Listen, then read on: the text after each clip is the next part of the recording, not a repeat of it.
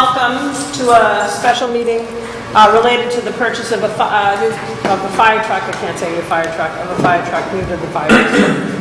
I would like to call this meeting to order. We'll start off with our roll call. Commissioner Jones. Here. Commissioner Santoro. Here. Commissioner Archibald. Here. Commissioner Hogan. Here. Commissioner Champagne is excused. Commissioner Scullin. Here. And Commissioner Willett is here. 6 out of the 7. We have a quorum. If we could first begin with the Pledge of Allegiance, would you all stand and join with me? I pledge allegiance to the flag of the United States of America and to the republic for which it stands, one nation, under God, indivisible, with liberty and justice for all. Thank you.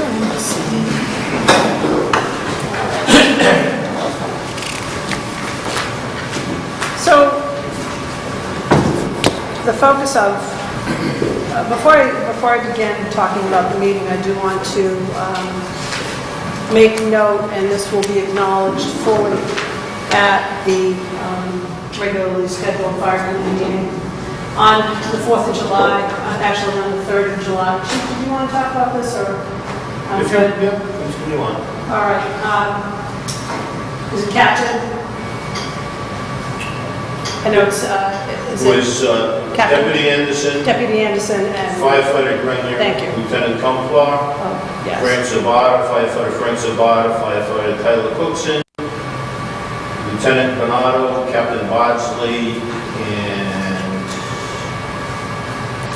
I'm missing the last. Who's the third guy in Engine 5 that night? July 3rd.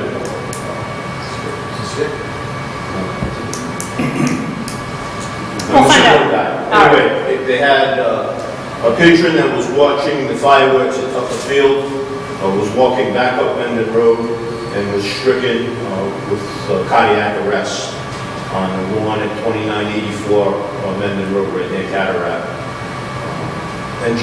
Because of the congestion, Engine 4 was still at Tucker Field. They started making their way out. The fireworks people heard the call, dismissed the 2 detail guys to go see if they could assist. Engine 5 was called immediately to come in from the other way in case they couldn't get to the area, because Lincoln Rescue from Front Street was the responding rescue. They did successful resuscitation on the victim, and as Lincoln Rescue was pulling up, the victim had a pulse and a rate back.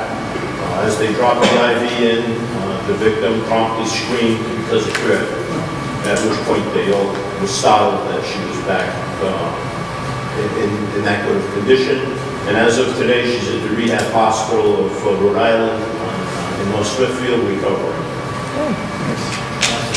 So, we'll acknowledge this in a more formal manner at our next meeting.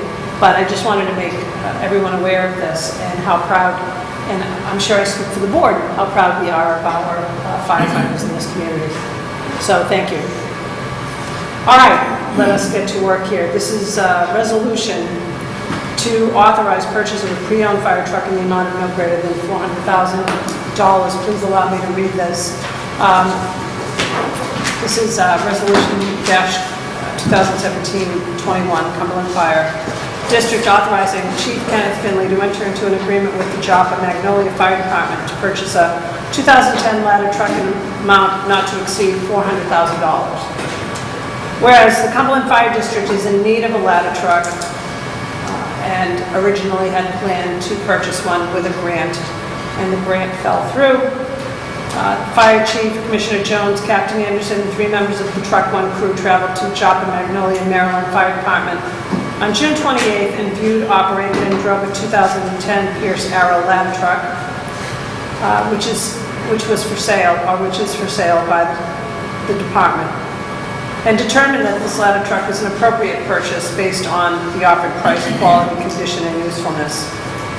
And where the Cumberland Fire Department accepts a recommendation of the offered price, quality, condition, and usefulness of the ladder truck, And the fire department has made significant efforts to obtain grant funding over the last 2 years for the purchase of a new ladder truck, but the funding has not come available. The Cumberland Fire District has $282,000 available in account number 1008 specifically for the purchase of fire suppression vehicles. And considering the need for the ladder truck, the cost of a new truck compared to the cost of this 2010 ladder truck, and the recommendation of the Chief and Truck 1 crew, the Cumberland Fire District believes it is in the best interest of the Cumberland Fire District to purchase this ladder truck. Now therefore be it resolved by the Cumberland Fire District as follows. Chief Kenneth Finley is authorized to enter into an agreement to purchase a pre-owned 2010 Pierce Arrow ladder truck from the Job at Magnolia Maryland Fire Department in an amount not to exceed $400,000 as follows. Number 1, account number 1008 truck fund, first $282,690. Number 2, a loan in an amount not to exceed $100,000 at an interest rate no greater than 5.5% at a term of no more than 7 years. Account number 1005 Navigant money market remainder as needed. Motion to accept. There is a motion on the board to accept the resolution. Is there a discussion? I believe, Chief, you have a second. I need a second, sorry. Commissioner Jones? Second. Commissioner Santoro made the motion. Commissioner Jones seconded. Chief Finley. I have a PowerPoint presentation that I would like to provide to the commissioners to help in their decision process.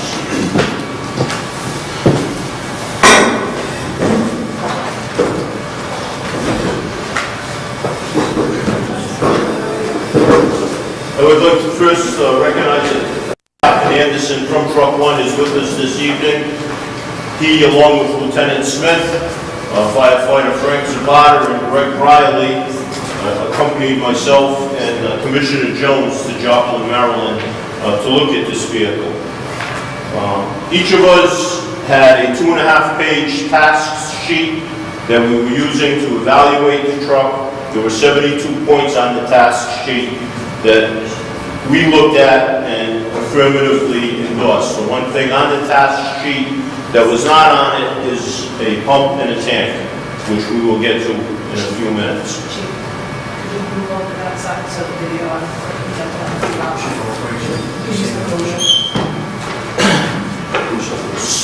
So the vehicle in question is a 2010 Pierce Arrow. It currently has 33,000 miles on the apparatus, and it was replaced in 2015 by an E1 Metro.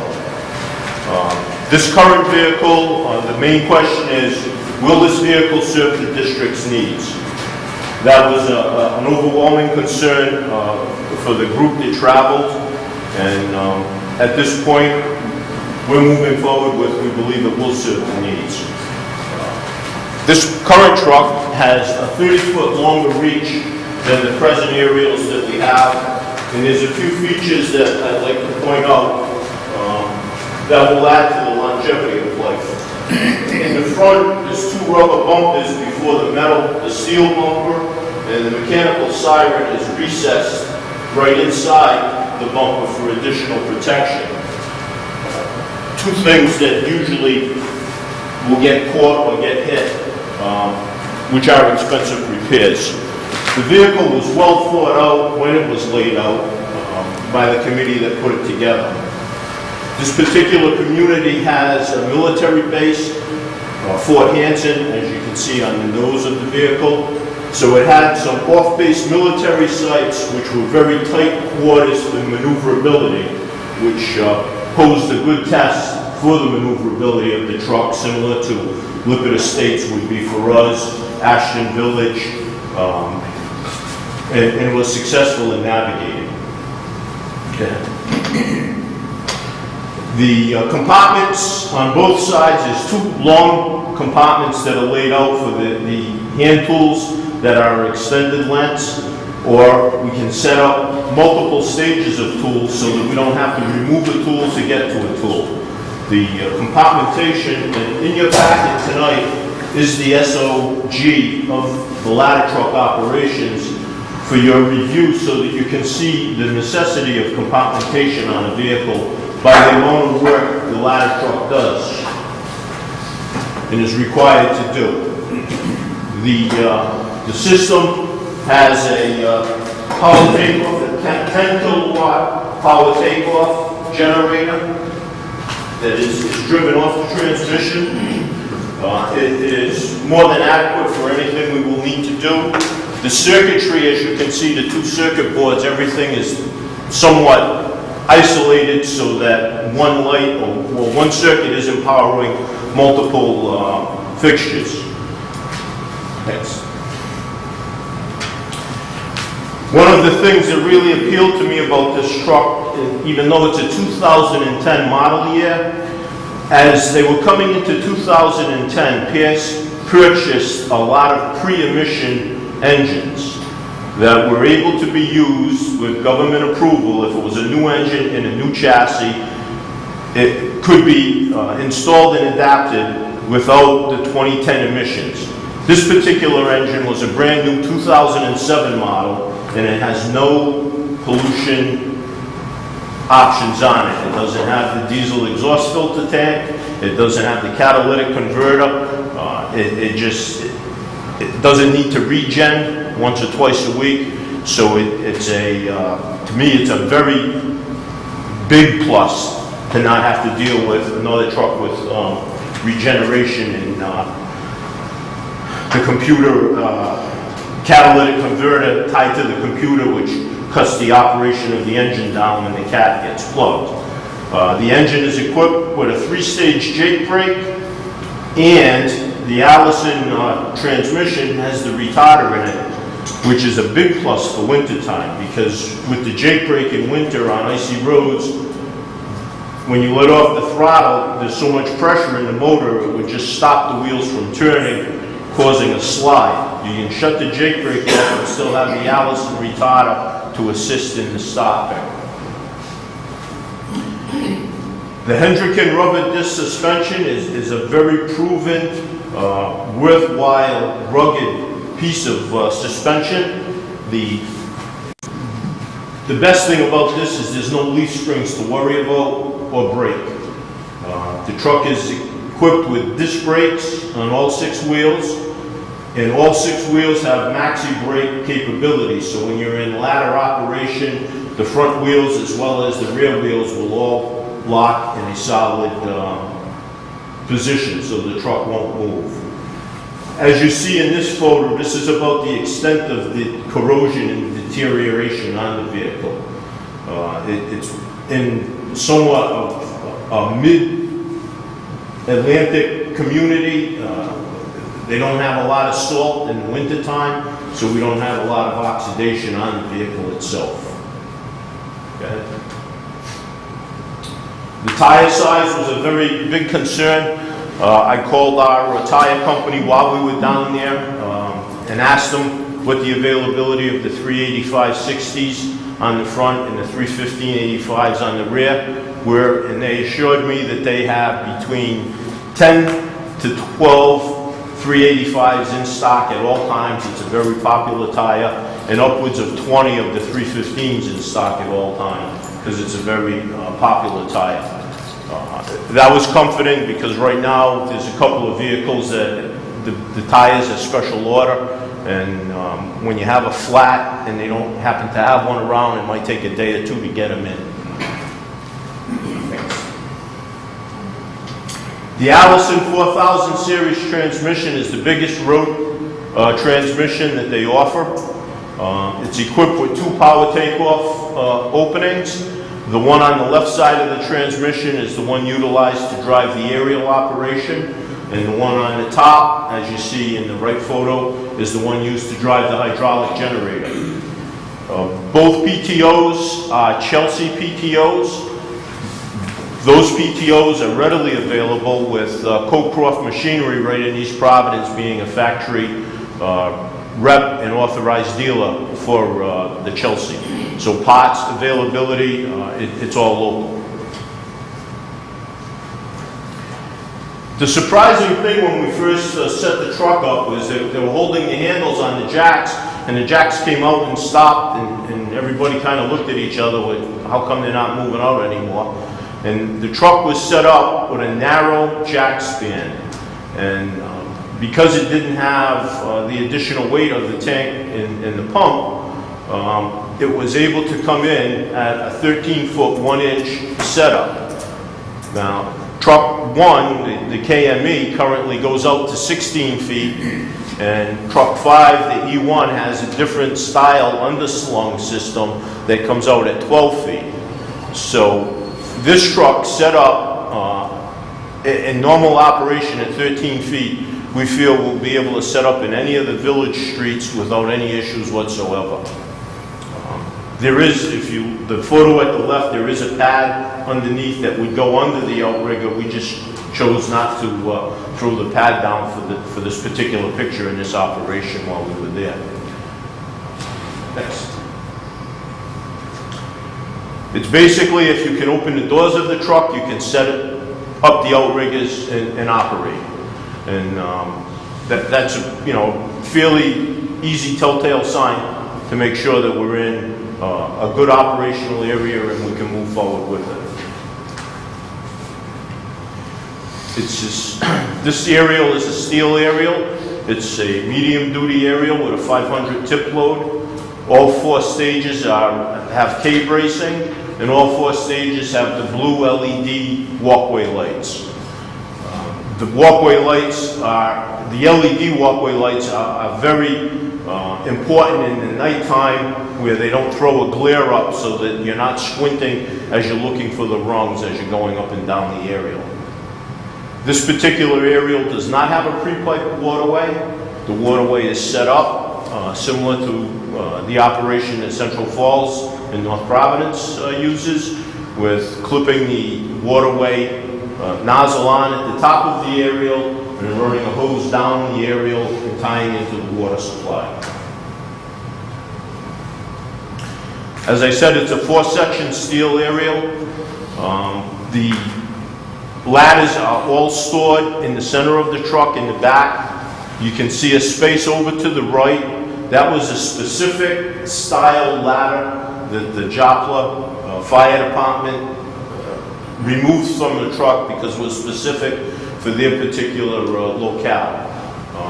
It has 2 35-foot ladders, a 28, a 24, a 16 roof in the bed, and a 16 roof on the aerial, along with a folding ladder, which is the normal configuration for a ladder truck. Those come with it? Yes. I was unfamiliar with the Arrow cab from Pierce until we got there. The guys that drove the truck found, as you can see in the right picture, you can see the area of the steering wheel, and the way the motor cover comes down, it allows for good elbow room as you're turning. The command center controls, although they're a little difficult for the officer to get to, they're very convenient with just a little reach for the driver to get in and reach, which is a safety factor as you're turning things on and off, either pulling up to a scene or pulling away from a scene. We didn't measure the turning radius after we went through some of these developments. The turning radius surprised all of us about how nimble this truck is. And that's somewhat because the 385 with tires on the front allow the steering to go tighter than the current 425s, which are much wider that we have. You can get a cramp angle on the front to go ahead and make a tighter turn. Right side compartmentation is very well laid out. The photo on the right, those shelves are adjustable. They can be moved. They're not fixed in place. The compartmentation could be adapted to the equipment that the Truck 1 crew would like to carry on the vehicle. This particular truck was set up that it had ladder truck tools on one side and rescue extrication tools on the other side. And that was one of the operations that caused grief for the chief and has made him buy the other truck. The rank and file didn't care for the way it was set up. So, in the picture on the left, the fenderettes that are over the rear tires are rubber, and that might sound like not a big deal until you have to change the stainless steel ones that are $210 a piece when they run into something, and it happens whether you slide on a snowbank, but the rubber ones are very forgiving, and I was very happy to see those. Yes. This compartmentation, again, shows different areas of accessibility, and when I show you the video, you'll see it all out in motion. But there's plenty of compartmentation, and as we looked at things, we discovered that we probably could just do compartmentation without having to do tools on top of tools. In the photo on the right is the cross bed compartment. It goes from driver's side to officer side of the truck. It's wide open. It's where they had their extrication tools that are not included in the sale. That was very clear right from our first communications. But that is the area where we are thinking of putting the CAF system, the compressed air foam system. So at this time, I have Jack Farr and Corus and Trachio from Shipman's Fire Equipment that are much more versed in the CAF system. So I'd like to give the floor to them to do an explanation as to what we're looking at. Good afternoon, good evening, everybody. Thank you very much for having us. My name is Corey Citracchio. I'm the Rhode Island sales representative for Shipman's Fire Equipment. We have two locations. We have a Rhode Island location and a Connecticut location. We do a lot of business with Cumberland Fire District. A few years ago,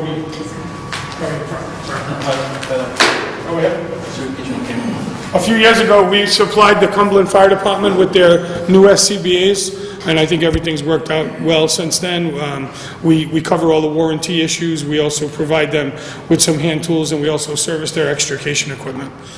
As for the pump that he's looking at, I mean, we were really excited when he approached us at the New England Fire Chief Show.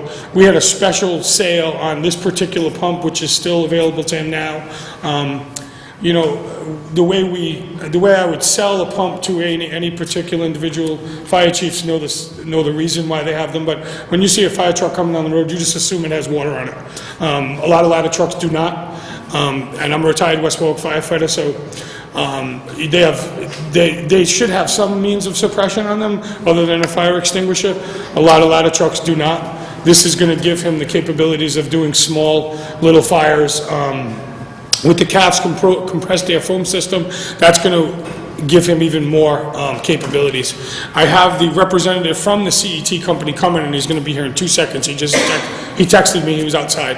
So to talk about the particulars of the pump or the questions you may have, I think it's best to bring in the expert because he can speak to warranty issues. He can speak to the conversions from foam to compressed air, as the chief would like to elaborate on that. He'll be up here in a minute. He got caught in traffic, so I do apologize, but he's right outside, so. The compressed air foam system, although it's somewhat new to the east of the Mississippi, it's been used since 1988 in California. And it started off in wildland fires, and then LA County, which integrates with LA City, tried it on some building fires to very good production. The air introduced into the hose line creates the foam that sticks right to a wall, so the cooling effect is much greater than just throwing water at it. We have two trucks right now with CAFs. Engine 1 and Engine 5 are both equipped with this system on their main pumps. It's nothing that is really featured because we're in New England and it's slow to turn in New England. Looking to reduce the weight of the truck and get the compartmentation that we need, this seems to be a very viable option that would allow us to have an initial attack on a room and contents fire, a ranch house, It won't put a mill fire out. I'll readily admit, it won't put a mill fire out, but for the initial residential building, I believe this will be more than sufficient. Automobile fires as well. If another truck is occupied, we have, of course, obviously a lot of departments around that have it.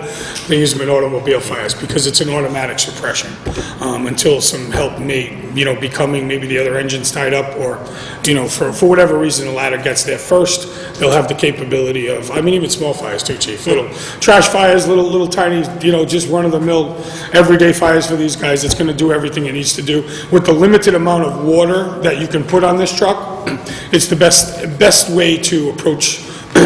It's the best way to approach the objective, which is getting in a suppression system. But he's right outside, and I just want him to talk about a little bit more about the CET pump and their history in the fire service, but their also dedication to him after he purchased it. But they have a great warranty system. We have a service center at Chipman's that's going to do all the necessary service and installation. So it'll basically be a carefree purchase for Chief Finlay. But that's all I can really add, unless somebody has a question about shipments or anything we do, or any way I can help.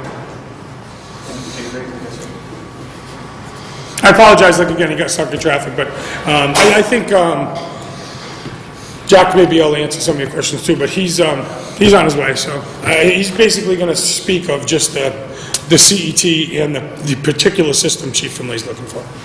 And I will be quoting that to Chief Finlay as soon as we work out the specs, the exact price, but we have some ballpark figures in place, which are fine. Thank you very much. So some of the other features, while we're waiting for him to come up, that they did on this truck, instead of a painted interior surface, they use rhino lining on the motor covers, on the walkways. It's not rubber pads. They use the regular rhino lining like you would put in a pickup bed, which is extremely durable, and it shows really no wear at all. Like I said, the truck has about 33,000 miles on it, and we had trouble finding a scratch, no minor rip in the seat or any severe wear and tear. The EMS compartments, which is usually a big factor, keeping the EMS equipment warm in the wintertime, are already built in. There's one on each side, right inside the doors. They're roll-up compartments. The electrical to charge the equipment is already in place,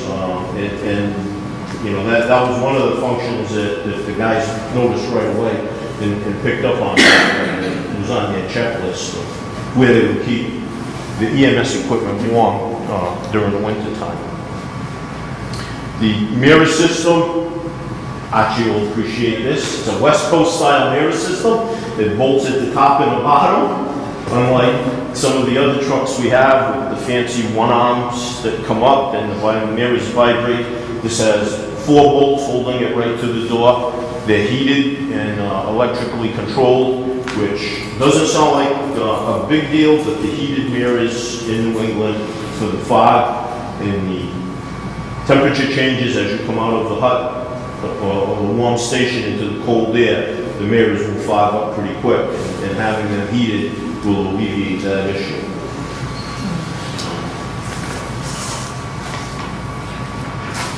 Chief, quick question. Yes? The length of this truck, is it any issue getting into the station too? No, I was just getting to that. I'm glad you asked. The length of this truck is 40 feet 3 inches. Currently, we have 40 feet 6 inches available without any maneuverability. There's a panel in the back of the station that if they needed to remove it, would give us another 9 inches to go back. The one thing that we might have to move is the overhead suspended heater, depending on how it comes to the turntable. And that's one issue that right now, this truck just fits in underneath the heater. We're not sure how this one will lay out because of different configuration around the turntable. Brad? Yes, sir. I didn't do it. We're waiting for you. They just wanted you to do it. Oh, sorry. Yeah, that's okay. That's okay. I explained when we get some traffic, but they want to talk about that. How you doing, Chief? Good, how are you? Brad, CFD Pumps. Glad to meet you. How you doing? Glad to meet you. As long as you got the money, we got the problem. Glad to meet you guys. Yeah, no, So what I'm looking at is a 2010 Pierce that doesn't have a tank and pump on it right now, but I need to have some water and tap system. So I was looking at this CET pump and talking with Corey. We came up with the idea of having the wind to give us the different options and the advantages of the compressed air foam system for the board. With the limitations of the dimensions of the compartment, because it's a truck that is already purchasing already a used vehicle, so there's really, you can't modify it in any way. We can modify the pump and the tank, obviously, but the compartment is limited, and we have those dimensions. I haven't got a chance to meet with you yet, but we can go over that. You want to see a picture of the pump? well, we can talk a little about the other questions, but I mean, Maybe we can just talk about the cap systems and the advantages of having one a little bit more than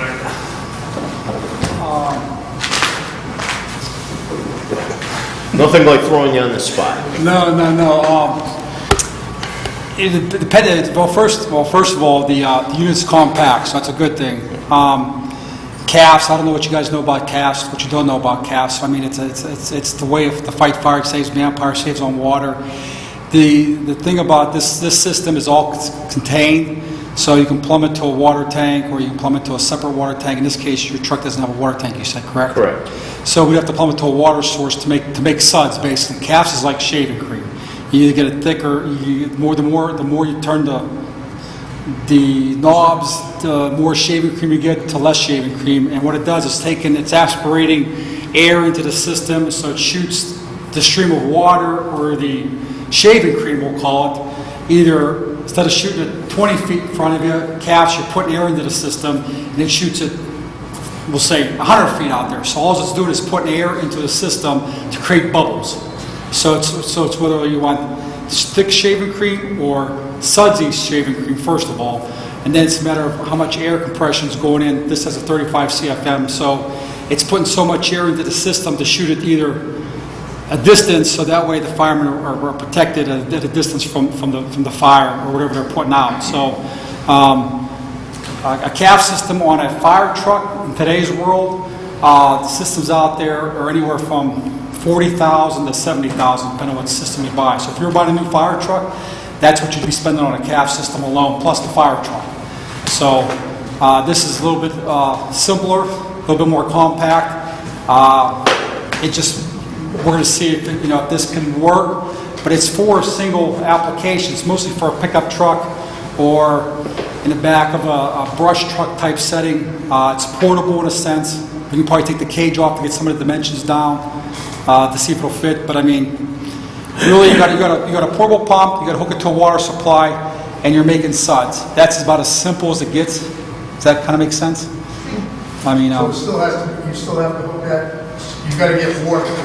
yeah, it has to have water. Without the water, it's not going to do anything. So we have to get water to it. Whether we draft water. Well, we wouldn't be drafting, we would have to engineer it. The one we proposed was a 100-gallon water tank, or about 75 to 100 gallons, depending on the dimensions of the compartment, with 5 gallons full as well.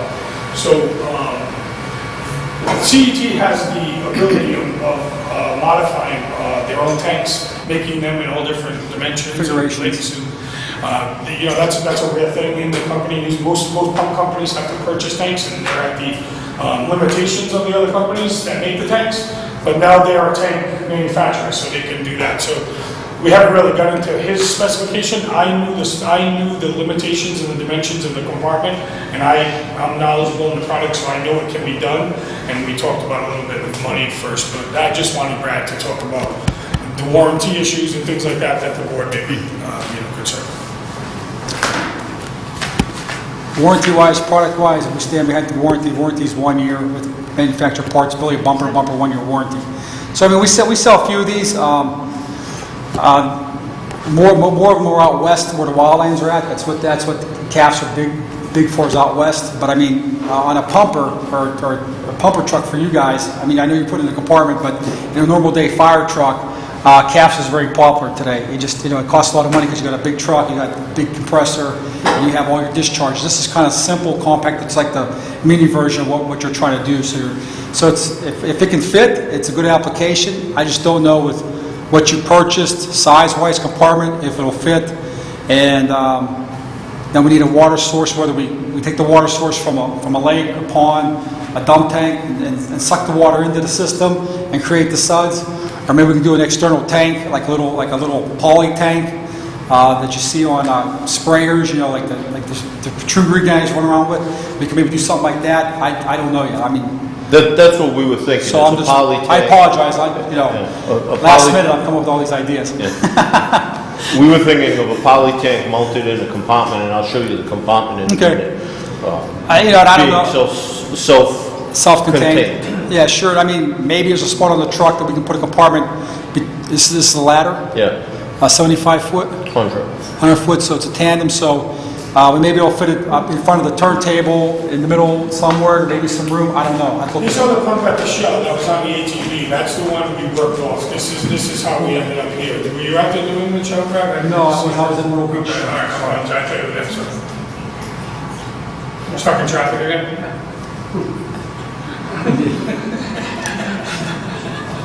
Between flights and traffic, it's been kind of crazy.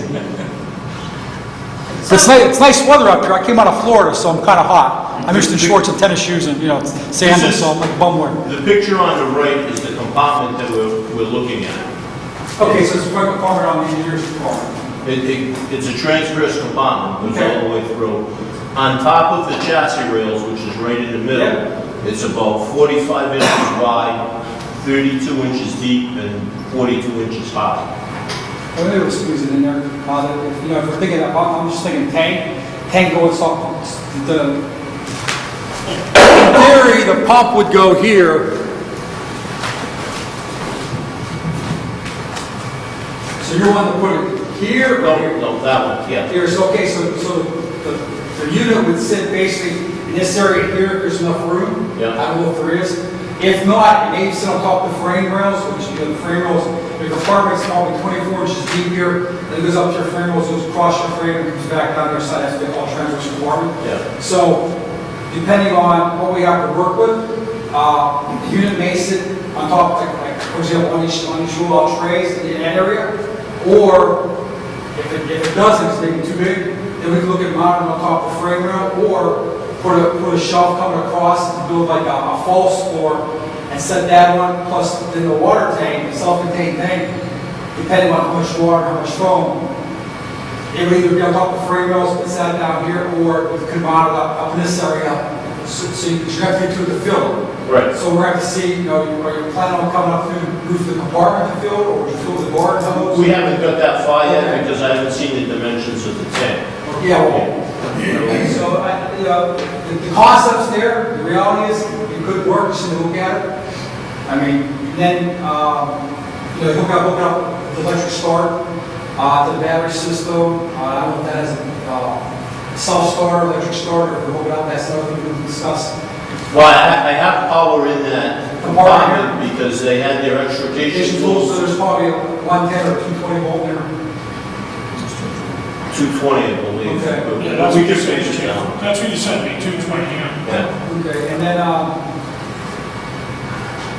other than that, just bracing it, making it stable to sit there, and then you hold the line to achieve, like a It's in trash three-quarter, line. yeah. So you build a tray on top, like a single cross-leg tray. Yes. To pull it out, have it pre-connected, so when the guys need, they turn it on and dial the foam in, Yep. and then pull the hose bill. Yeah. Is what you're thinking? Basically. Okay. So it'd be like a speed unit instead of the back of the truck, it's in the middle of the truck. Yes. If it works, if the concept works out. Okay. The one thing would be, as far as ventilation, I think it should prevent it, Yep. because it's inside the park, so we have to look at that as far as getting airflow so it doesn't overheat. Any questions? Illusions? He's okay, he's happy? Question on this, say 100 gallons of water, how does that translate to finished product that's delivered through the nozzle, like fire suppression wise? What's the multiplication from straight water to foam for a Class A fire, for instance? That I don't know off the top of my head, I don't do some calculations. Because it all depends on what unit's flowing at that time, what they now into as far as percentage. It's usually on cash, you got the percentage you can choose from. So you look at a 100-gallon tank? Yeah. So weight-wise, that's 8.3 times 100, that's 830 pounds. So you're looking at about 1,000 pounds just in the water tank itself, as far as payload. Right. So the question, I guess, is how much fire suppression time does it buy the firefighters the initial attack if they're going into a room and contents fire, or are they going to a small structure? It'll provide How much time? a lot of time. What's the water equivalent? The 3 to 1? Depends on what nozzle you're using. So I mean, it does saves them as far as water, but it decreases their percentage of knockdown drastically, like half the time if not more. We'll give the guys 2 minutes, 4 minutes, 5 minutes for the second truck to pull up. Well, that would depend on the fire. Well, typically, I'll answer this in my way. I don't want to interrupt. It's not that easy. Typically, a room and contents fire, you want a minimum of 250 gallons a minute, or 200 gallon a minute. So that's kind of an NFPA guideline they go by. A room and contents, 200 gallon a minute nozzle. So if you have 150 gallon a minute nozzle, you're going to want 2 of those at your room and contents. That's going to, like 4 times, it's going to give you like 4 times, without doing the calculations, you could probably do them. It's going to give you, I mean, the gallons a minute doesn't convert that way because of the foam capability. Because what it does is, as the chief was explaining, it suppresses the fire as it cools it. As you know, heat, fuel, and oxygen, you're going to take one of those away and put the fire out. Foam is more of a smothering effect more than so it's taking the oxygen away. And when you're talking about water, you're cooling the fire down. So it's a different chemistry to putting the fire out. Would you agree with that, Chief Finley? Yes, it attacks all 3 portions of the tetraregions. Yes, I didn't want to speak for you, but that's why the advantages of using a CAF system or foam systems, or if you go to any airport in the world, is all foam because it has a better and a quicker way of suppressing the fire. Obviously, the other reason to airplanes and the fuel that they use, but it's all foam at airports and things like that. So there's no really conversion like that you're looking for. I understand what you're saying, like is it going to give them 10 more minutes? It's not about the time, it's about the, and he's talking about the expansion rate is 1-3%, some people use 3 to 6%. So what you're going to want to do is what they're going to have is they're going to have a foam nozzle or an aerating nozzle that's going to distribute the foam and basically cover it. He used the word shaving cream. That's one way, I guess, to give you a visual. So what you're going to do is, and now you've got that fire covered up. So there's really no ratio to gallons. That's why you only need a minimum of 100 gallons to operate the CAF system. If you were going to use a typical room and contents NFPA standard for fire, if you're going to have 200 gallons a minute, well, buy 100 gallons in 30 seconds. So that's why typically you have a 1,500 gallon pump on a regular pumper. So it's a whole different other, way of fighting fire. So I just didn't want you to go unanswered, but I kind of wanted to make you understand if you didn't understand. I understand that. There's a reading on CAFs since we've been discussing this. And so my only concern is it's twofold. One, we have the CAFs on 2 of our trucks already. And I understand from some of the guys, the firefighters are quite comfortable with it. Then ask the firefighters here. You're comfortable with the CAFs you already have? I don't have CAFs on my apparatus. Yeah. When we float to 1 and 5, have you guys been using it? You feel good about it? Oh, you have to come up and answer your question. What she can answer. Are we comfortable in town using CAFs already? Yes. Right. So we've already used it. And then the second thing is, somebody else pointed out to me, so does having going from, right now we have 4 fire trucks with tank and pumper, to going away, losing a tank and a pumper, an engine, a pumper, fire pump, to a CAF. Does that change the ISO rating? Does it change the... It won't change the ISO rating because the 3 engine companies that we have in play suffice with the 3,500 gallon per minute minimum that ISO requires for the town of Cumberland. Truck 1 was rated as a truck when it came in, but we lost points because we're 75 feet and we couldn't get to the upper floors of some of our high-rise buildings in town. So, thank you. Does that system only operate on the ground, or does it operate off the ladder? You can't, it will not pump up there. You need a certain amount of pump of water pressure to get the water 100 feet here. So you're gonna have to pump that manually from another feeder truck. This is like taking a generator, your home generator, put it in a compartment. Kind of similar idea. Because you're moving that water, that's big water going up that, every elevation takes more pressure. I mean, you need to capture on the truck itself. This is just going to be if this truck shows up and something going on, this is just going to knock the fire down till the engine truck gets it. Oh, I assume so, because you have no water or pump to begin with. So I think the chief's theory is put something like this on, so you get better penetration with calves than just with the water tank and less manpower. And it's quicker and easier. That's wrong. Well, we're not promoting manpower issues. We're not talking about any. It's not going to save any manpower as much as it's going to maximize the use of the small available room he has and get the optimal amount of suppression.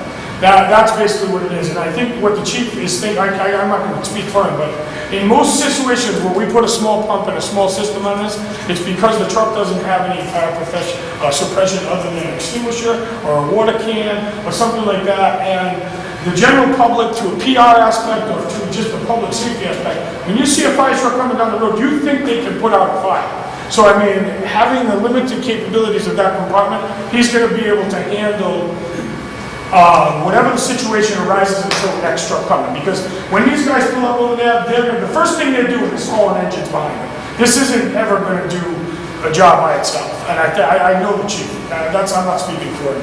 These guys know that too. I mean, any type of smoke show and any fire show, you got everybody coming. Quick question.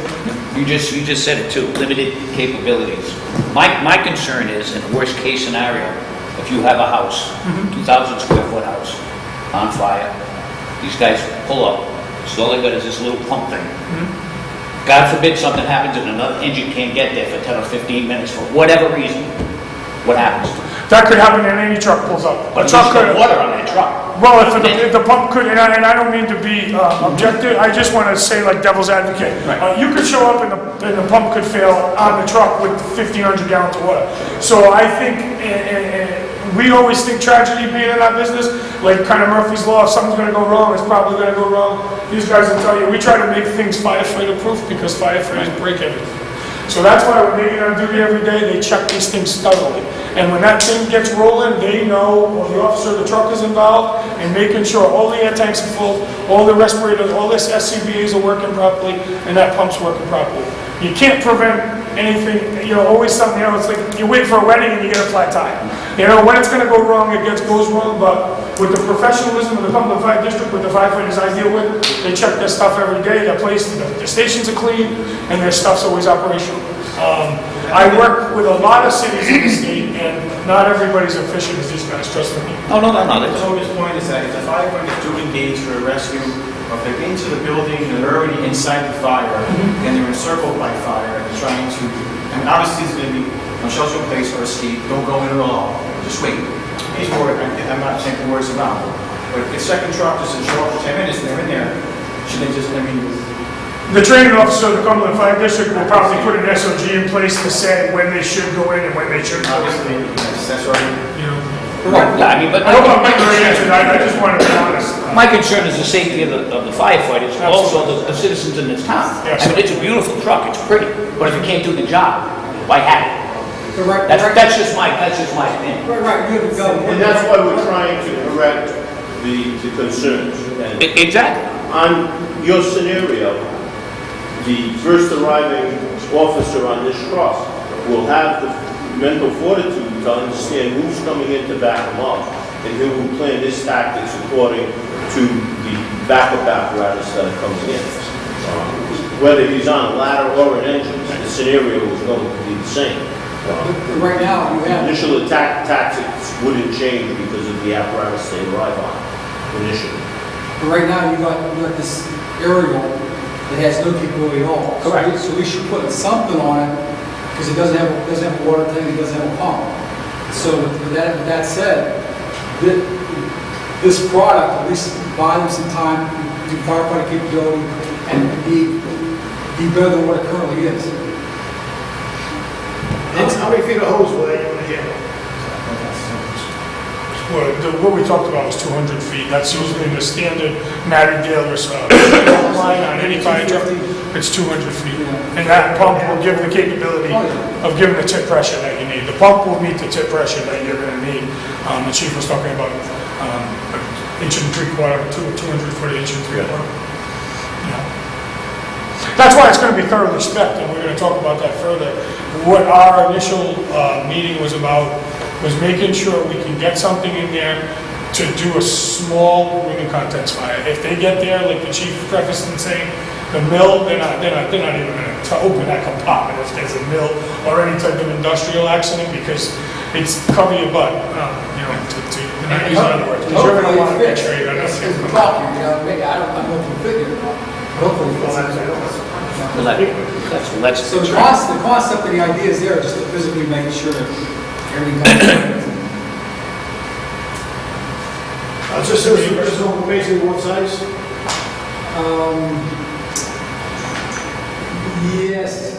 Yes, it's called, yeah, I mean, we might go bigger, but you go to start getting bigger, and your framework starts to get bigger, and it's heavier, and it may not fit at all, you know what I mean? So we're just trying to... Well, Chief's done his homework pretty good. He's researched a lot of different ones. We've had numerous emails and conversations, and I recommended, I went with his recommendation, what he found, and that's these guys. Jack Farr runs the service department, who actually, in the end result, his guys will be installing it and putting it in. We were just talking to the chief if he wants it to be on a slide-out compartment. There's a couple other things to go over, but it's all under the resources that, or the financial quote that I gave the chiefs. We know what's there, and we know what have to be done. I apologize for that, but I can't talk about the policies of the Cumberland Fire Department. I'm sure these guys have put in the right SOGs to cover themselves. Thank you. You want to just touch on the pricing? Yeah. Sure, I can. There was a price. There was a big number that was thrown out earlier, which wasn't the number we discussed. Not even close. What we're talking about right now is $6,500 with no shipping included. Once you get shipping and installation included, you're under $8,000. And I throw that out because if there's some modifications that need to be done, I hate to shoot myself in the foot, so to speak. When I do the research on this particular compartment very meticulously, and Jack gets involved, I don't mean to point at Jack, but then we will give the chief a number and we will stick to that number. It's my job to price it adequately, so I get a percentage of a profit and the chief gets a quality product. So when we do the specifics, like the chief, we talked on Friday and he said, Corey, I just need some numbers because we're having this meeting on Tuesday. I said, well, let's go with $7,500 to $8,000. And that was just to make sure we were covered. Because if I said 6 and it's 75, nobody, especially people of you, commissioner people type, never want to be told later on it's $1,500 more than it was. So I believe it's going to be around $7,500, but I think if you keep $8,000 in your head, you won't be disappointed if it's $7,750, but it could come in at $7,350 too. We've had a long-standing relationship with the Cumberland Fire District, and we've always, he knows we're an honest company. We've been in business since 1956. Nobody's in this for a quick sale. I see him at every Rhode Island Fire Chiefs meeting, so the last thing I want to do is sell him something that doesn't work, because I have to see him on a monthly basis. So we're a local company. It's not like you're never going to see Corey again. So I hope that answers your question. Yes, sir. So 8,000, some soup to nuts, everything, the tank? As long as we don't have any surprises. That's putting the 75 to 100 gallon tank on there, 5 gallon foam capabilities, and the pump we looked at. And we've talked. Go ahead, I'm sorry. Installation included? Installation's included in the 8,000. But like I said, I don't want to say 8,000 because it could be 7,300, could be 7,500. I really don't. Jack is going to have to give me a service number, which we kind of ballparked at around $300 or $400 for installation, holding it down. But if they decide, he talked about ventilation. That's another thing we didn't think of. So now if it has to be, in order to get adequate ventilation in that, if we have to put a sliding like a skid unit in there, like there's some tool compartments that slide, that price could change a little bit, because that's something I'd have to purchase after the fact. Is this, I don't want to sound negative, but I mean, 40,000, you're 5 times lower, is that because of the sale? I'm sorry? You're talking 47,000 on the other trucks, and now we're getting 5 times less. Well, 30,000, he's talking about a major pump operation. That is, he's talking about when one of the trucks that you guys run every day, that's a $30,000, $80,000 pump in some cases. But that's with the capability of a 50-gallon foam, 500 or, I don't know, 1,000 gallon probably of water on that truck. I mean, you're talking about major pump operations there. This is just, like he said, it came out west because when it first started, if you guys, everybody's watching the news now, you got big things going on, British Columbia, Nova Scotia, the all of these fires. Now this thing could show up with the right capabilities and put a blanket of foam over a house in a brush fire situation. With that little bit of capability, talk about the shaving cream, and give the house a better chance than it would have had, because there's no way to get those big fire trucks up into those woods as many as they need. So the CAF system came into play like that. A little bit of water, a minimal amount of water, a little bit of foam, and a lot of aeration. And it basically just puts a blanket on things. So that's, I think the Chief's really, it's really intuitive for him to think, he's thinking ahead of the game. A lot of people are going CAF systems now. Richmond, Carolina, similar, I would say, a similar city or town of you guys, kind of rural, but has some really, fairly populated areas and really rural areas. They just bought 2 engines, full CAF systems. For that reason, they have limited capabilities. Those are bigger pump systems, but it's really, it's the way of the future, I see it, and I think most fire chiefs will say the same thing. If they can afford it, everything becomes a factor. CAF's pump system trucks are much more expensive than a traditional truck with a pumper on it. With just a water pump system, it's probably a third more to buy it with a CAF system on it. Would you agree with that, sir? Yeah, the gas is very expensive. It's very expensive. Then the problem is it's complicated, guys have to use it, they understand it, then it becomes a training issue, becomes a service thing, so. It does.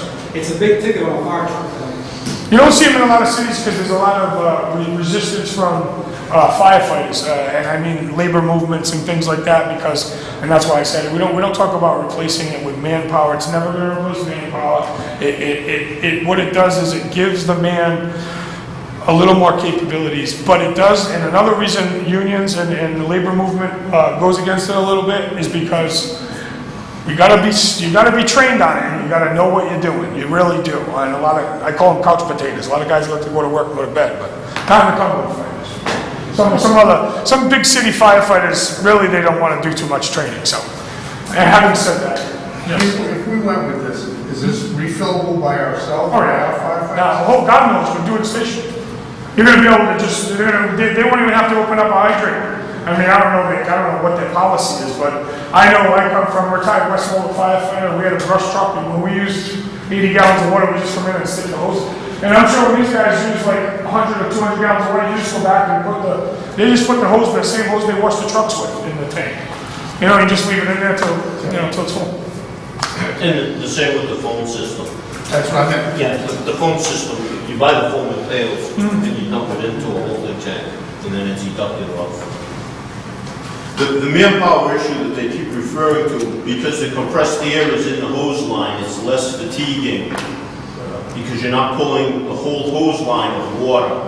You're pulling a mixture of air and water, so that the hose line is lighter. The guys can move it around quicker and get in, do the job, and get out with less fatigue and less pulling themselves. When you're done, the fire has to change the tape. And how long will this delay how long will it take to install this, get up and running, get the training, get it operational? From time of delivery of truck to you to in service? When the chief gives us the approval to purchase the pump, I think it'll probably be coinciding about the same time you take. How long is it going to take to get the truck up there, chief? A couple weeks. Yeah. So I'd say 4 to 6 weeks if we have the special order, but we do have a pump that we're already looking at that we have in stock. And this is the one I was talking about. We're going to talk tomorrow, have a little meeting with Brad. one of your guys, Jimmy Drew probably, see if we need to modify the one we have at all, or if we can modify it, and talk about the size of the pump. Like I said, that's why the pricing was like under 8,000, because we know what we have into the pump that we purchased for the show, which was a demonstration model. Hasn't been used, but that goes on to another thing. The chief asked me if I'd be willing to come up and do a demonstration. If we have to do that, we're gonna have to figure out a way to either get that up here or, get it up here if he purchases it, and then we can just go from there. So I would say 4 to 6 weeks at tops from order date. Would you be okay with that? Would you concur with that? On our side of manufacturing, get the manufacturing, get the water tank, ship it to our dealer, then these guys will install it in the truck, so that'll take a couple of days unless there's, issues that get. Sometimes we drop ship it right to him, because we're getting it. Why send it to me if he's gonna be the ultimate end user? I'll go over all that, but it'll be in writing, and we will comply by the agreement that the chief announced.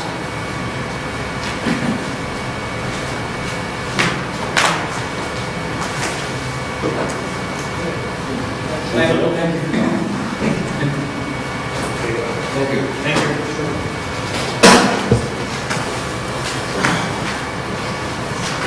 So, no.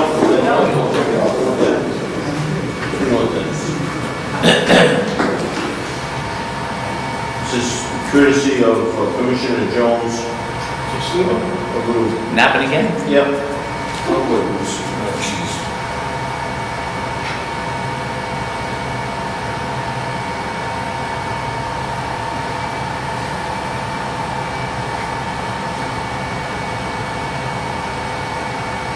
That first compartment is the compartment that we're talking about for the CAF system.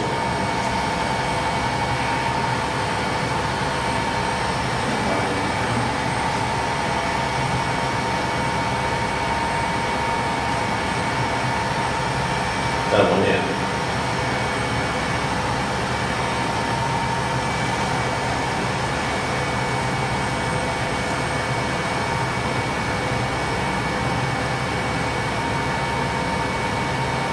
The box on the turntable, they had two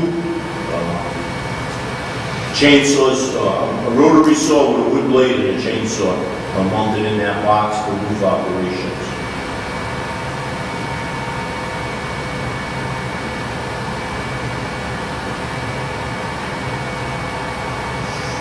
That telltale light at the end, that's also rubber, so if it's clipped on something or it's walked into, it just bends over and comes back.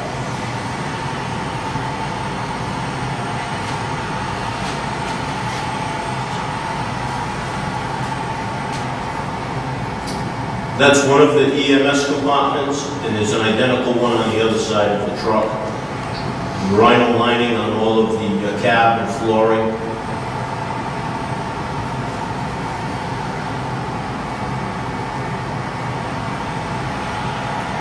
Headsets all on, Headsets? Yes. Those lights come in too, or the halogens? That nice light comes in too? Yes. Lights on. Yeah.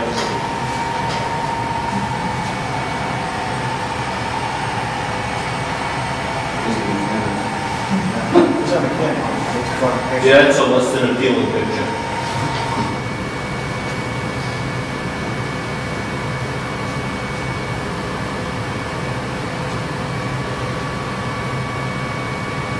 So this is what the whole end result brings us down to now.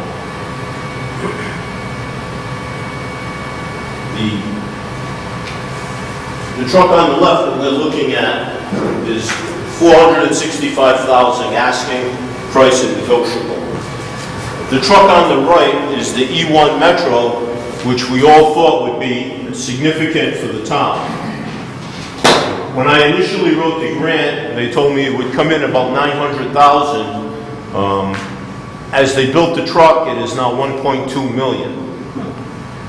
So even if we got the grant, we're in trouble because we can't satisfy it because we have about $400,000 available. The grant was for $630,000, we're still like $200,000 short. So when you look at the Pierce, the one on the left, and the resolution won't allow me to go over 400,000, and it's a 7-year-old truck. If you figure it's a 25-year lifestyle, so you take 400,000 amortized over 18 years, it comes to a $22,000 a year cost to amortize the cost of the truck over the 18 years of useful life left that we have. If you take the E1 at 1.2 million and you amortize it over 25 years, which would be the full useful life of it, new truck to from inception to the 25-year life period, the 1.2 million equates to about $50,000 a year, or 1.5 cents on the tax burden to fund that truck, compared to a half a penny for the Pierce. So there's options that you need to discuss. I believe we have everybody here that can answer any of the questions that come up.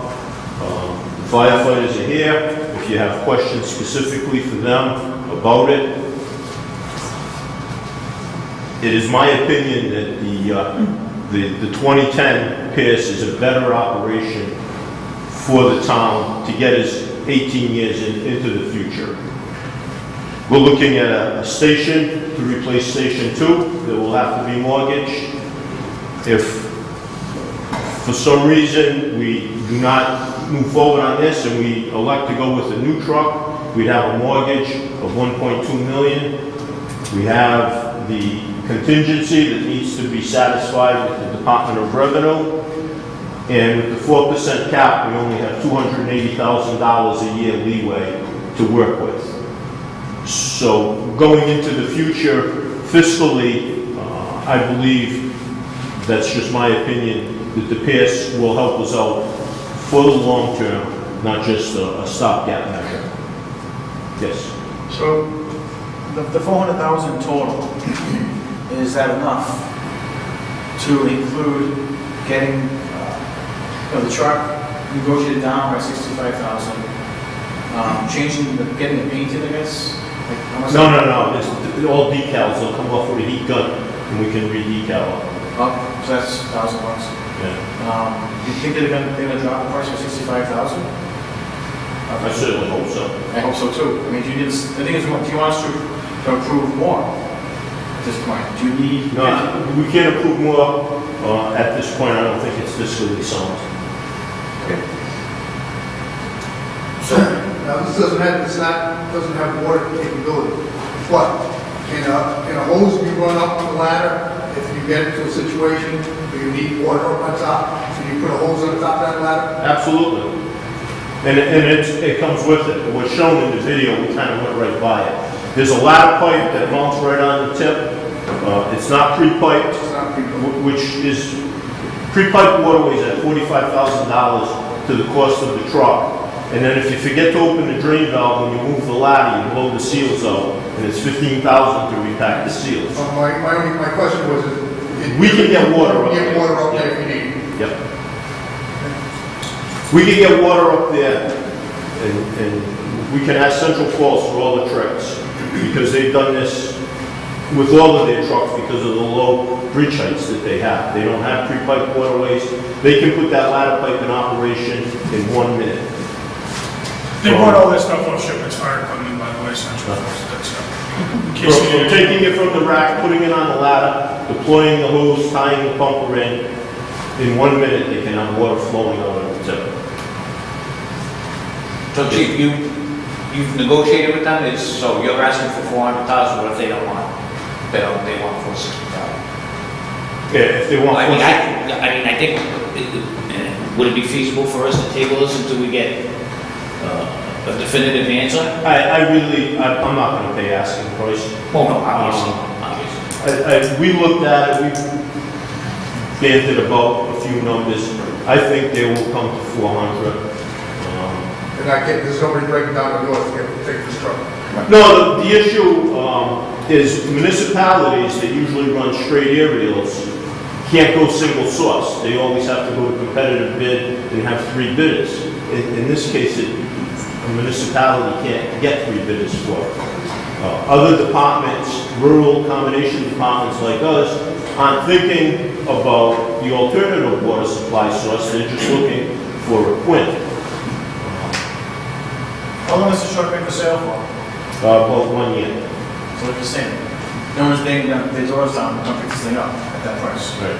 So can I just explain? So this resolution, if it's very specific, and I made sure it was very specific, if you approve this resolution, you're only allowing him to purchase it for $400,000 at those specific increments, because you can't borrow more than $100,000 according to your charter. So again, if something happens, he has to come back to you. So that's what they're asking for tonight. And I would keep it like it is, just so that I can say to them, my board has only authorized this much money. Okay, if you want to sell it, then I'm gonna buy it. If you don't want to sell it, I can't go buy it. Personally, I'll speak ahead of ahead of time and say, I'm all for this, I think it's a great idea. If you've done your research, laying up a truck for a truck line chief, above and beyond. Guys that went down? No, above and beyond. Everybody that went down had an independent opinion. There wasn't a clump of people around, as you've seen in the video. Everybody was looking in different areas simultaneously. And I'm totally in favor. We're adding 30-foot, 75-foot trucks, that we have now 100-foot. We're going to have a better capability with the ladder trucks to do a lot more things. I'm in favor of this truck, this particular truck. It's a great fit for the town. It fits in that old station, for the new station.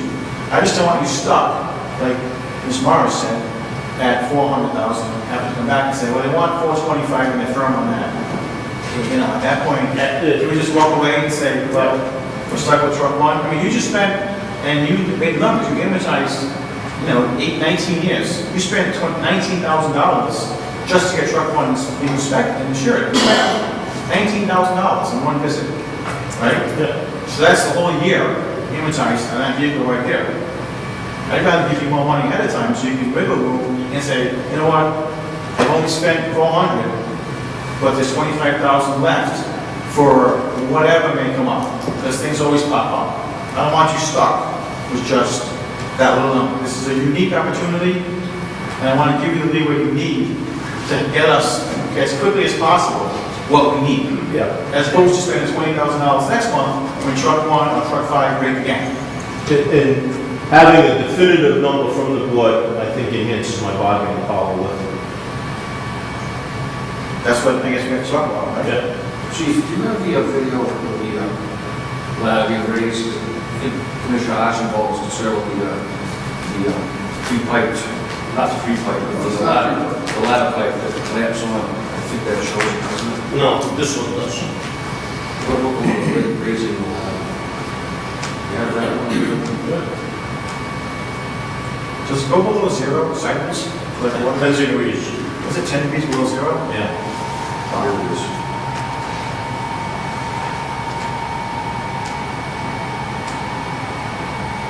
And I see what you mean by the jacks coming out. They really are very small. It's very impressed with that. It's quick. It's very quick.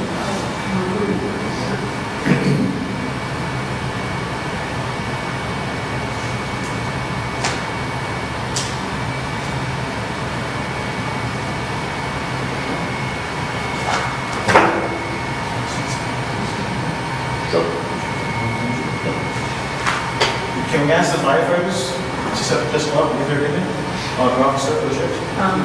You know what, we're gonna take public comment. No, I asked the chief for me to do that. She's the chair. I'm the chair. Okay, they're going to, you're in charge. Well, you can ask me. Okay, that's the place. Can I ask the firefighters? Sorry. That's the pipe, and then that's the ladder pipe. It clips on bracket, and then there's 100 feet of hose to clear off any of the compartment next to it. So you just throw it up onto the ladder, clamp it in place. The hose plays out and you tie it to the pump. So if I comes in and controls You that. took this, didn't you? I've never seen it. You can see the pipe just off to the corner.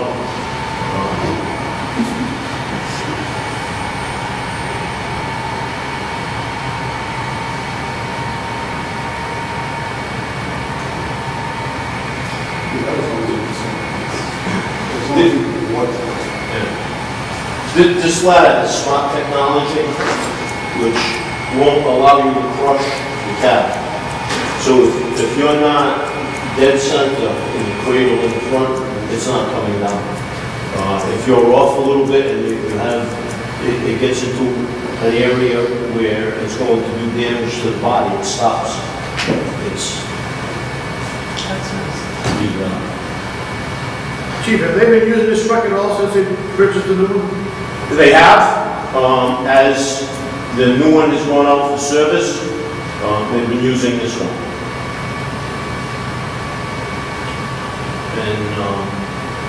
And they just kind of move the equipment back and forth as they put it in service. Chief, how do you control the nozzle at the end of the display? There's two ways. You can either put a firefighter up there to get it set initially, and then you bring tether cords to anchor it in place. Because once you get it in place, you're usually there for a while. You set it, and then it's just a matter of moving the aerial side to side.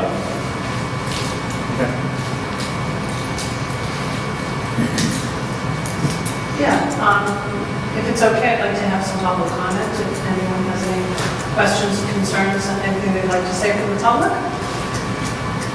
Can I ask one of you firefighters? Yeah. I need to resolve. If they want to. Oh, yeah. Nice to meet you. Captain Anderson has seen both trucks, and the twin to this truck from E1 was actually brought to the station. I was out of town, but they brought the truck to the station when he was there, so he can speak to that one also. What do you think? All right. Good, how are you? Not too bad. Sorry, can you state your name, please? Brett Anderson. Thank you. The truck itself, I think it's a good truck. It's a good price for what you're getting out of it. If the system works as advertised, I think it would be good for our community, and we can operate anything that you give us. So it's from our perspective, I think it's going to be a capable piece of apparatus. Great, thanks, Brad. Okay. Thank you, Brett. Anybody else? How many miles on the truck? 33,000. Now, what about service records? They have the service records available. I've seen them. There's been no major engine or transmission problems. They had a couple of solenoids on the PTO that have been issues. It basically, one chief bought the truck, had a set of firefighters set the truck up. There was a group of other firefighters. This is a volunteer department. They collected more people. They ousted the chief, put their own chief in. He bought them the truck that they really wanted. Understand.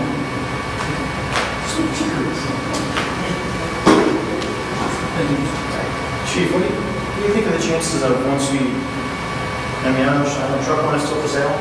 No, I had taken it off the market. Oh, okay. Because we had so many issues going on with it after the test. I didn't realistically think I could advertise it as a usable ladder truck, so I removed it from the brokerage site until we get set.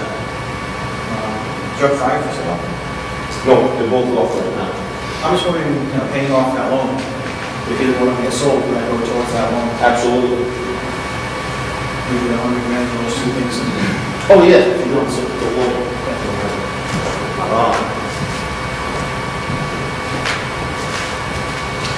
I talked with the two banks that we predominantly do business with. Freedom wanted to have a positive vote from the board before they would give me any specific numbers. Navigant was much easier to deal with. They're willing to go a 7-year term at 5.5%. The payments would be $1,729 a month, which equates to about $20,700 a year, which is about a half% on the tax rate. If we went to a 5-year loan, we could probably get it down to about 5%, and there is no prepayment penalty if we do pay it off. So I'm thinking that that would be like drastic high end of a loan number. Are there any kind of insurances you typically buy with a new, we discussed this I think in the past meeting, any insurances you buy when you buy a new vehicle? Like any kind of insurance in case it, I mean, are they going to give us a year if the thing just dies, they'll repay us, or? You got a used vehicle, it is what it is. Well, I'm just trying to. Drive it off the lot, you got it. Is this a senior show? I haven't seen anything cost effective as a guarantee operation type of clause. I can look into it with VFIS, but the last time we just lowered our values of the vehicles to gain some percentage savings on our premium. Because what happens is, if you keep the value of the vehicle up high, you have to get to 75% of that before they'll total it. So if you have like truck one is a 22-year-old, 24-year-old ladder truck, it was still valued at $600,000. We don't want to fix a 22-year-old ladder truck. We would have had to get to 75% damage before they would total it. So we reduced the rates on those so that it would be, we don't get as much money, but we would get a payout rather than a repaired 22-year-old ladder truck. Being recorded.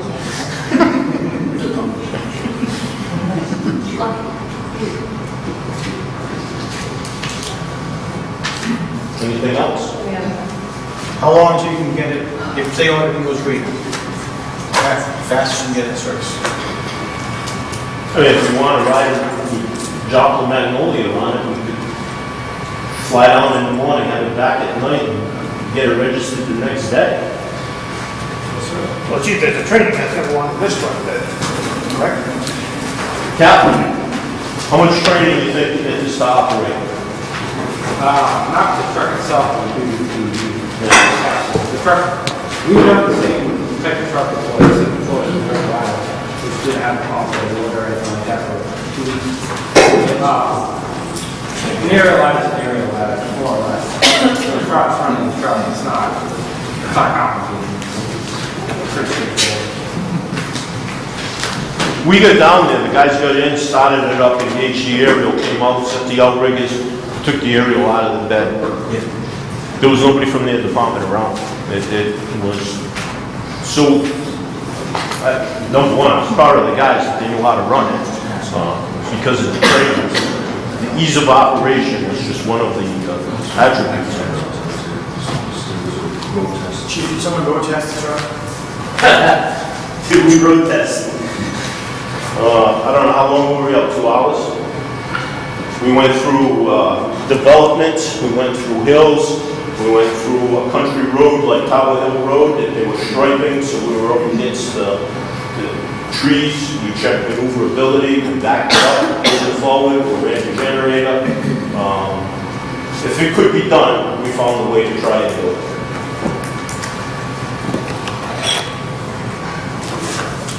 Any further discussion, questions?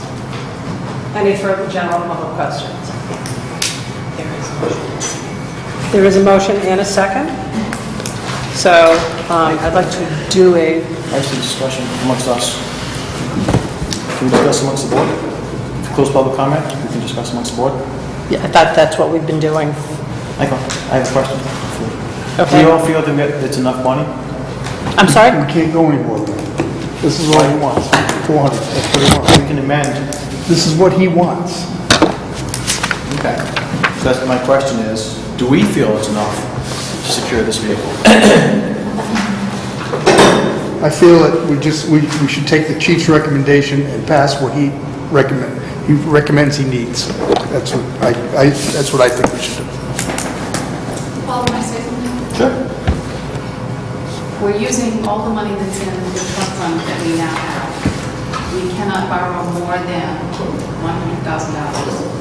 Oh, okay. So, And the money market? I don't know where the money will come from. It's not in the budget. The last 18,000 is from the money market account? Yes. Well, yes, that'll come from some operating funds, right? So we can't go any higher I just didn't know how much money was in the operating account. right now. Yeah. We're in the middle of collecting taxes. Sure. So, but that money's budgeted. Yep, I understand. It doesn't matter how much is there, it's budgeted. What's the budget amount in that account? 7.9. 7.9. So there's still room for another 50,000 if needed. I understand the chief asked for 400. I'm trying to not handcuff the chief to obtain this vehicle. That's my point. Not to undermine his recommendation. The chief is asking for this. We're not handcuffing. This is what he wants. This is what he wants to do. And if they say no, Then he has to come back. He has to come back. Can I come back? Yeah, and we're going to be here in 2 weeks anyways. I really think a solid 400 from the board will enhance my bargaining power to say they've only authorized me to go to 400. If you can do the deal for that, fine. Because I'm going to start at 350. If it's approved. Right, he doesn't, the chief also doesn't have to spend the whole 400. We've talked about that over the last few days. My only question is the $8,000 for the special, the system. That comes back. That comes, where's that coming? I could take it from the equipment and supplies, which is budgeted. Okay.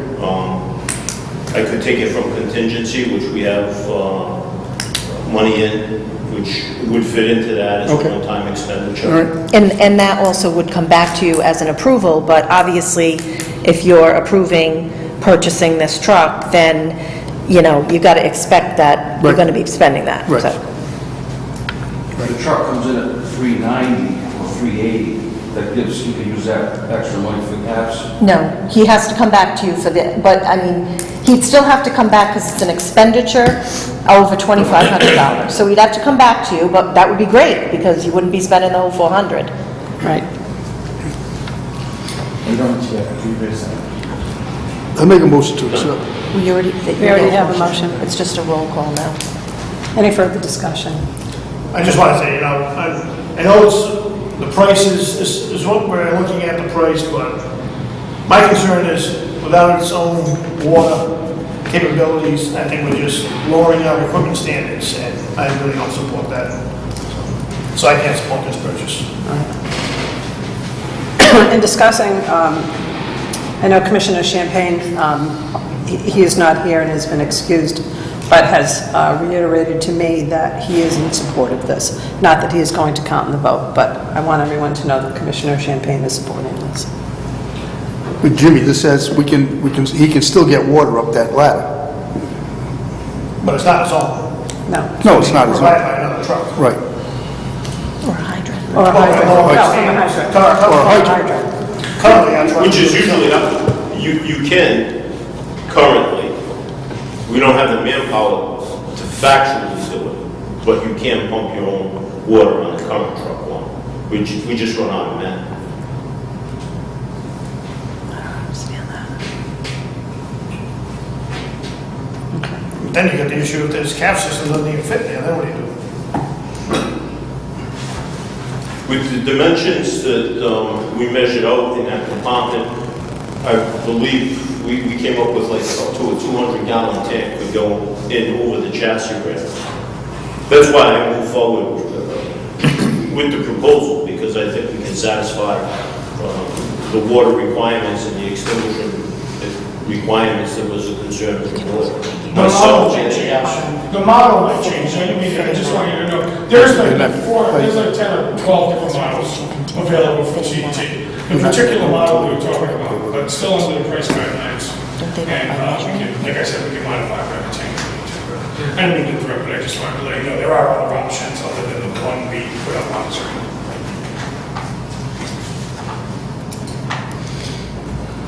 I'd like to propose that we vote now, please. And it is a roll call vote. Commissioner Jones? Yes. Commissioner Santoro? Yes. Commissioner Archibald? Yes. Commissioner Hogan? No. Commissioner Scullin? No. Commissioner Willett votes yes. So the resolution passes 4-2.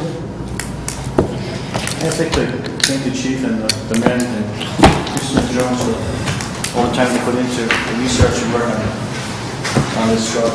You guys really above and beyond. That's what I was going to say. Sorry. Thank you. Thank you, Chief Finley, for organizing this and getting the presentation ready and bringing in the experts to explain it to us. I do appreciate that. At this point in time, is there a motion to end the meeting? Motion to adjourn. Motion to adjourn, second by Commissioner Hogan. All in favor, say aye. Aye. Opposed? Chief Finley, thank you very much. Thanks for your explanation. Meeting is